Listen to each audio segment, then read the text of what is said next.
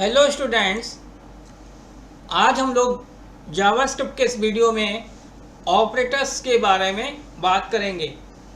Operators mainly JavaScript में 6 types के होते हैं। पहला ऑपरेटर होता है अरिथमेटिक ऑपरेटर, जिसमें कि एडिशन होगा, सब्ट्रैक्शन होगा, मल्टीप्लाई होगा, डिवाइड होगा, रिमाइंडर होगा, इंक्रीमेंट होगा और डिक्रीमेंट होगा। सेकेंड होता है कंपैरिजन ऑपरेटर, यानी जहाँ पे कंपेयर किया जाता है कि कौन सी वैल्यू ग्रेटर है या लेस है या इक्वल है। उसके लिए पहला है इक्वल टू, सेकेंड है नॉट इक्वल टू, थर्ड है ग्रेटर देन, फोर्थ वन है ग्रेटर देन इक्वल टू, फिर इसके बाद लेस देन, फिर है लेस देन इक्वल टू। तो ये हमारे कंपैरिजन ऑपरेटर होते हैं और इनका यूज़ हम लोग जब हम लोग कंडीशंस का यूज़ करते हैं बेसिकली, तब वहाँ पे हम लोग इसका यूज़ करेंगे। इसके बाद होता है बिटवाइस ऑपरेटर, जिसमें कि सबसे पहला ऑपरेटर है बिटवाइस एंड। बिटवाइस का मतलब क्या होता है, जहाँ पे वैल्यू 0 या 1 के फॉर्म में होती है इसे यहाँ पे बिटवाइस बोला जाता है। तो बिटवाइस एंड होगा, फिर यहाँ पे बिटवाइस और होगा, फिर बिटवाइस एक्स और होगा। लेफ्ट शिफ्ट ऑपरेटर है और राइट शिफ्ट ऑपरेटर है, जो कि हमारे बिटवाइस ऑपरेटर में आएंगे। फिर है लॉजिकल ऑपरेटर, यानी जहाँ पे कंडीशन एक से ज़्यादा कंडीशन है तो वहाँ पे हम लोग लॉजिकल ऑपरेटर्स यूज़ करते हैं। तो ये एंड कंडीशन है। एंड कंडीशन का मतलब क्या होता है कि जहाँ पे नंबर ऑफ कंडीशंस होती हैं और सभी कंडीशन अगर ट्रू है तभी वैल्यू ट्रू रिटर्न होगी, नहीं तो फॉल्स रिटर्न होगी। सेकेंड है और ऑपरेटर। और ऑपरेटर में क्या होता है कि कोई भी एक कंडीशन ट्रू होगी तो उस कंडीशन को ट्रू माना जाएगा। और नॉट में क्या होता है कि जो भी कंडीशन है उस कंडीशन का अपोजिट रिटर्न होगा, यानी अगर कंडीशन फॉल्स है तो ट्रू रिटर्न होगा, अगर कंडीशन फॉल्स है तो ट्रू रिटर्न होगा, अगर कंडीशन ट्रू है तो फॉल्स रिटर्न होगा। फिर इसके बाद असाइनमेंट ऑपरेटर आता है, जिसमें कि पहला है प्लस इक्वल लगा हुआ है। तो इसको हमने एग्जाम्पल के तौर में समझाया कि यहाँ पे a प्लस इजिकल टू 2 है, तो ये इसका शॉर्टकट है। इसका कह सकते हो कि जो मेन है वो है a equal to a plus 2, यानी कि अगर इसी को शॉर्ट फॉर्म में लिखना है तो हम इसको इस फॉर्म में लिखेंगे। अब a बराबर a माइनस 2 है तो इसका शॉर्ट फॉर्म क्या होगा, a माइनस इजिकल टू 2, यानी कि आप इसको भी यूज़ कर सकते हो, इसको भी यूज़ कर सकते हो। इसी तरह से यहाँ पे a equal to a into 2 है तो इसी को शॉर्ट फॉर्म में इस तरह से यूज़ करेंगे। फिर यहाँ पे मैंने इसको a equal to a divide 2 लिखा हुआ है, इसका शॉर्ट फॉर्म ये होगा। फिर यहाँ पे a equal to a reminder 2 है तो इसका शॉर्ट फॉर्म ये होगा। तो ये हमारे असाइनमेंट ऑपरेटर होते हैं। फिर इसके बाद स्पेशल ऑपरेटर में पहला है यहाँ पे कंडीशनल ऑपरेटर, जिसे हम लोग टर्नरी ऑपरेटर के नाम से भी जानते हैं। टर्नरी ऑपरेटर में क्या होता है कि जहाँ पे 3 ऑपरेटर्स यूज़ होते हैं, इसे यहाँ पे टर्नरी ऑपरेटर के फॉर्म में कह सकते हो। फिर कॉमा, जहाँ पे नंबर ऑफ वेरिएबल्स को डिक्लेयर करते हैं तो उसको डिफ्रेंशिएट करने के लिए हम लोग कॉमा का यूज़ करते हैं। डिलीट का काम क्या होता है कि जो भी हमने ऑब्जेक्ट बनाया हुआ है उसमें किसी भी प्रॉपर्टी को डिलीट करना है तो यहाँ पे डिलीट यूज़ किया जाएगा। इंस्टेंस का काम क्लास में यूज़ करते हैं हम लोग। और न्यू से क्या होगा कि अगर हमको कोई नया इंस्टेंस बनाना है या ऑब्जेक्ट बनाना है तो उसके लिए न्यू कीवर्ड यूज़ होगा। और टाइप ऑफ का काम होता है किसी भी वेरिएबल्स का टाइप चेक करना हो तो उसके लिए टाइप ऑफ यूज़ करेंगे, जिसको कि हमने आपको इससे पिछले वाले वीडियो में बताया था। तो ये हमारे इतने टाइप के ऑपरेटर होते हैं। तो उसमें हम लोग कुछ पार्ट आज यहाँ पे देखते हैं कि इसको कैसे यूज़ करते हैं। जैसे कि मैंने यहाँ पे HTML लिखा, हेड लिखा, टाइटल लिखा हुआ है, माय पेज। इसको पहले सेव कर लेते हैं यहाँ पे।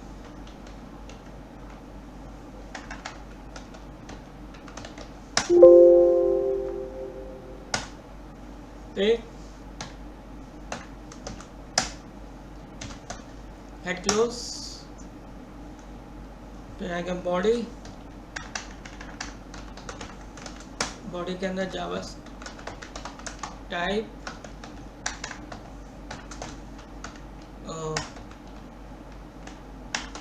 Type upon text upon JavaScript लिखेंगे। फिर यहाँ पे हमने वेरिएबल डिक्लेयर कर लिए ए कमा बी कमा सी, देखिए यहाँ पे कॉमा ऑपरेटर यूज होने लगा। फिर A is equal to eval prompt enter the first value, B is equal to eval prompt enter the second value.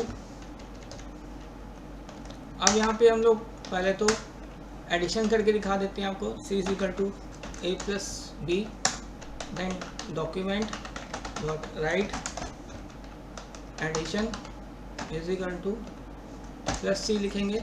यहाँ पे प्लस का मतलब ये नहीं कि हमने एडिशन किया जैसे इसलिए प्लस का साइन लगाया हुआ है। जैसे अगर आपने सी लैंग्वेज पढ़ी होगी तो सी में भी किसी भी वेरिएबल में कोई भी वैल्यू स्टोर होती है तो जब प्रिंट सेक्शन में आते हैं तो उसको कॉमा से डिफ्रेंशिएट करते हैं, तो यहाँ पे डिफ्रेंशिएट करने के लिए हम लोग प्लस का साइन लगाते हैं। अब यहाँ पे इसको क्लोज करने की स्क्रिप्ट ये लगाएंगे, then body, then HTML control S. अब इसका आउटपुट देखने के लिए हम लोग चलते हैं इस पे, नहीं कहाँ गया, ओ नाम से था डी। यहाँ पे वैल्यू इनपुट करने के लिए कह रहा है, हमने ये वैल्यू इनपुट कर दी, देखिए ये आउटपुट आ गया। फिर से अगर करेंगे तो अगर ये वैल्यू दे दी आउटपुट आ गया। अब इसी में अगर हमको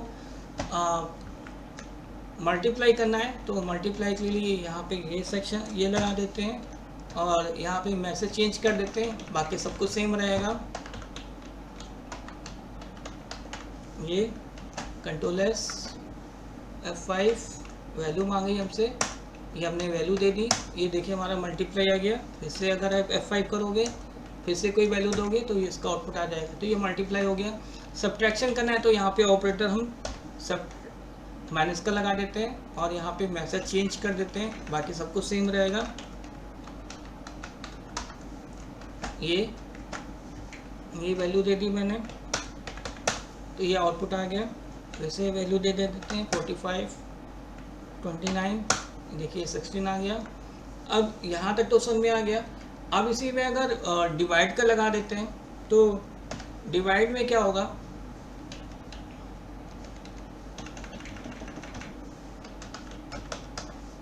ये लिखिए मैंने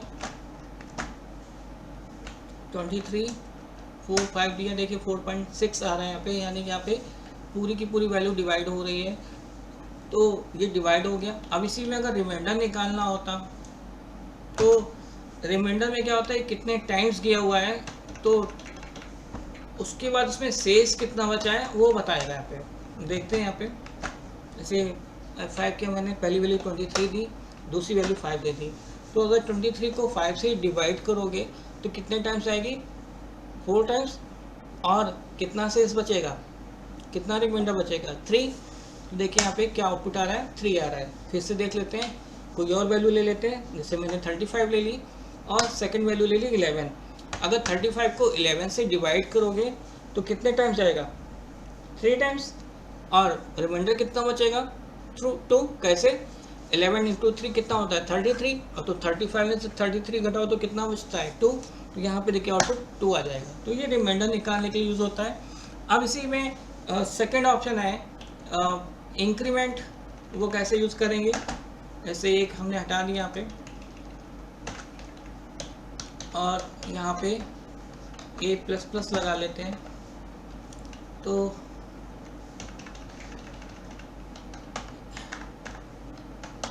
इंक्रीमेंट ये लगा लिया मैंने। अब इसको यूज़ करते हैं, देखिए मैंने वैल्यू क्या दी, 5 दी हुई है,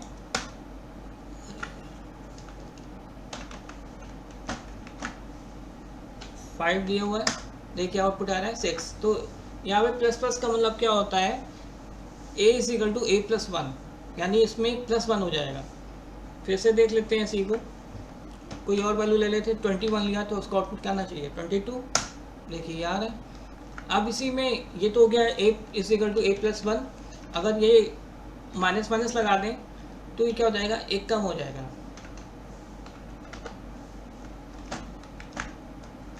फिर से करते हैं, 23 लिया, देखिए क्या आ रहा है 22, कुछ और ले लेते हैं, चलिए 5 लिया मैंने, अब देखिए क्या आ रही है 4। तो ए माइनस माइनस का मतलब क्या है, A is equal to A minus one, यानी इसमें एक कम हो जाएगा। तो ये हमारे अर्थमेटिक ऑपरेटर होते हैं। अब इसके बाद जो सेकंड ऑपरेटर है वो हमारा कंपैरिजन ऑपरेटर। तो कंपैरिजन ऑपरेटर के लिए हमको जैसे मैंने यहाँ पे एक वैल्यू तो इनपुट करा ही रखी है, दूसरी वैल्यू भी इनपुट करा लेते हैं। b is equal to eval prompt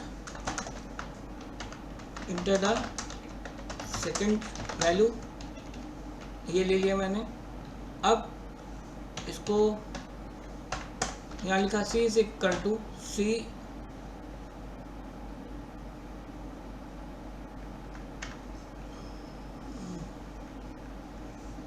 चलिए यहीं पे लगा लेते हैं।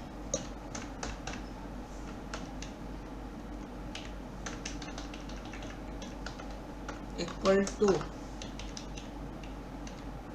ए इक्वल इक्वल बी, ये लिखा मैंने। F5 किया, वैल्यू दी 23, दूसरी वैल्यू 11 ले ली। तो क्या आ रहा है यहाँ पे फॉल्स, क्योंकि ए और बी दोनों वैल्यू सेम नहीं है। तो जब सेम नहीं होंगी, यानी दोनों ए इक्वल इक्वल बी लिखा हुआ है, तो इसका मतलब क्या है कि जब दोनों वैल्यू सेम होंगी, यानी ए की वैल्यू भी सेम हो, बी की वैल्यू भी सेम हो, तब क्या आएगा, ट्रू आएगा, नहीं तो क्या आएगा, फॉल्स। तो इसलिए फॉल्स आ रहा है। फिर से एक वैल्यू ले लेते हैं, फिर से 23 ली और सेकेंड वैल्यू भी 23 ले ली।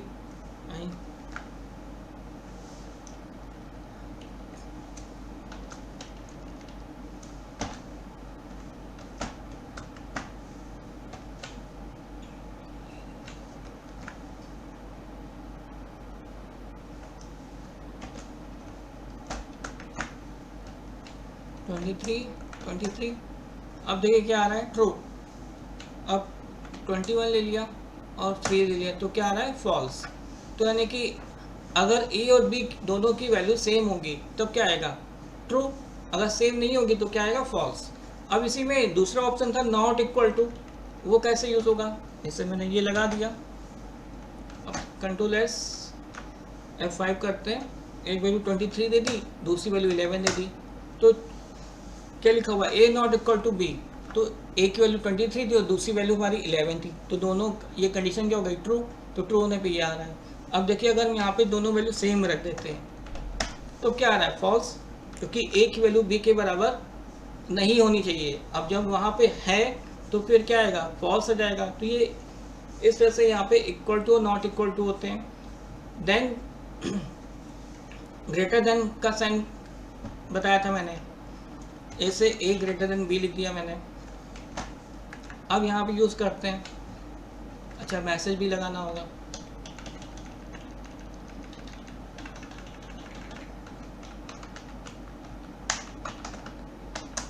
ये लिख लिया मैंने।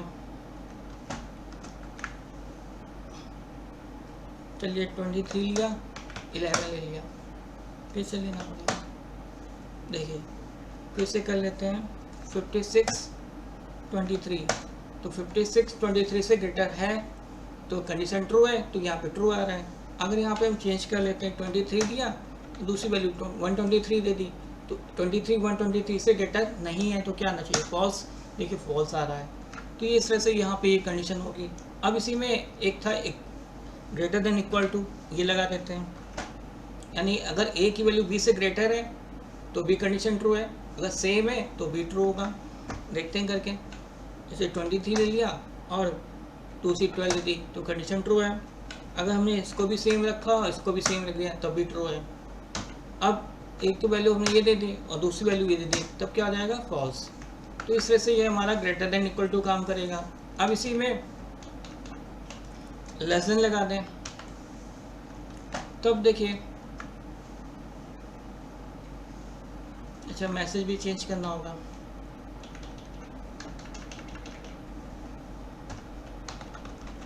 ये लगा दिया।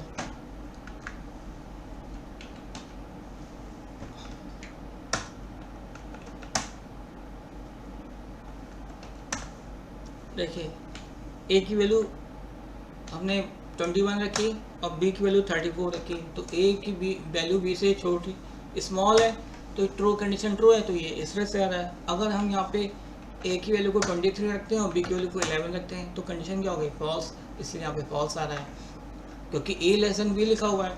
तो जब a लेस देन b होगा तभी कंडीशन ट्रू होगी। अगर a की वैल्यू b से लेस नहीं है यानी छोटी नहीं है तो फिर वो फॉल्स आएगा। अब इसी में अगर इक्वल का साइन लगा दें,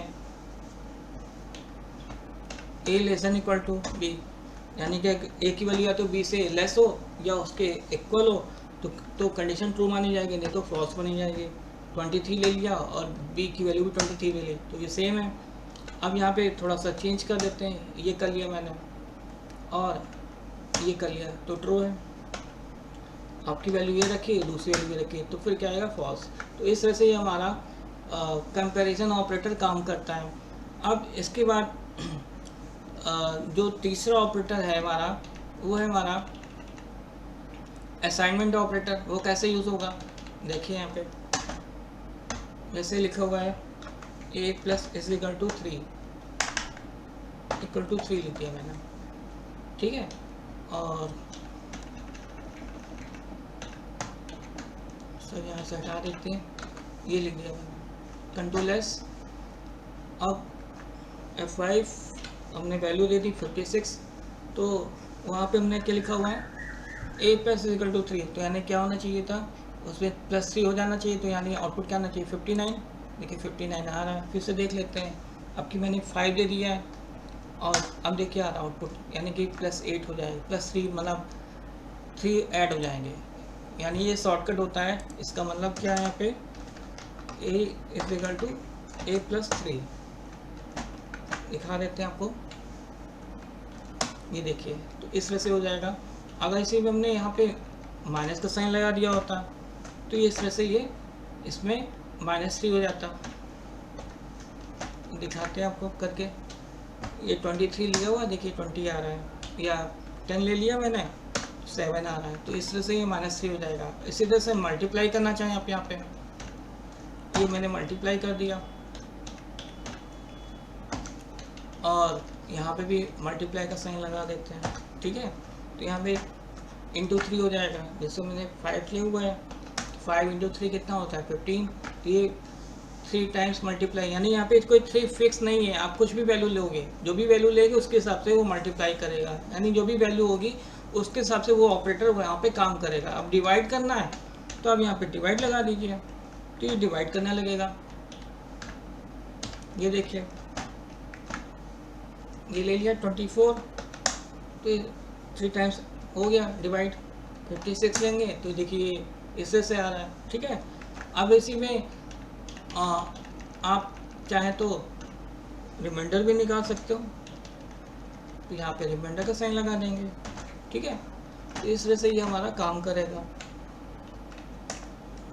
देखिए 23 क्या लिया था, 23 लिया था मैंने यहाँ तक, तो 23 को अगर 3 से डिवाइड करोगे तो कितने टाइम्स आएगा 7 टाइम्स, और रिमाइंडर कितना बचेगा 2, तो यह 2 आ रहा है। तो इस तरह से ये काम करेगा। तो इसमें जो बाकी हैं वो आपको अगले वीडियो में हम लोग बताएंगे, क्योंकि ये इस वीडियो में ये कंप्लीट नहीं हो सकता है। तो होपफुली आपको ऑपरेटर का इतना पार्ट समझ में आया होगा। तो मेरे वीडियो को आप लाइक करना, सब्सक्राइब करना, साथ ही साथ शेयर करना ना भूलें। Thank you.